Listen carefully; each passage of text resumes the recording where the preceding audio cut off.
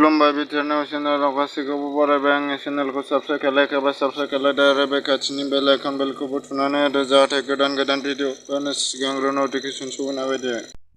मैया कैलाश कल'नियाव थानाय दिल्ली गेस्ट हाउसआव बड'फा उपेन्द्रनाथ ब्रह्मनि मुसुखाखौ बेखेवनाय जाबाय। बे हाबाफारियाव बिटिआरनि गाहाय मावफुं सोद्रोमा प्रमद बर', लेङाइ गाहाय मावफुं सोद्रोमा गबिन्द बसुमतारी, एमएए नरेश इस्लारि, दुलाराय बर' फरायसा आफादनि आफादगिरि दिपेन बर' आरो इउपिपिएल राजखान्थि हान्जानि वारकिं प्रेसिडेन्ट रोंगोरा नार्जारि आरो गोबां बर'नि दैदेनगिरिफोरखौ नुनो मोननाय जादों।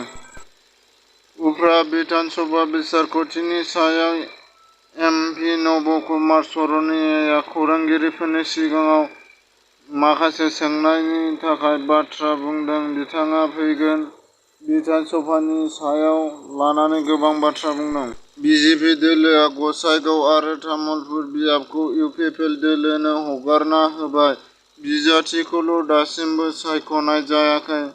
माधब चेत्री बिथाङा बे बाथ्राखौ बुंनानै होदों।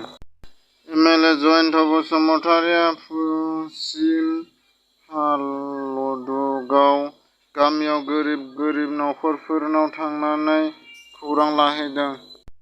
क'क्राझार जिल्लानि पालासरा महकुमानि हुलासुगुरि भिसिडिसिनि सिङाव थानाय बेलगुरि गामिनि रायजो राजाफोरा लामा दालां गाज्रिनि थाखाय गोबां जेंना गोग्लैनांदों।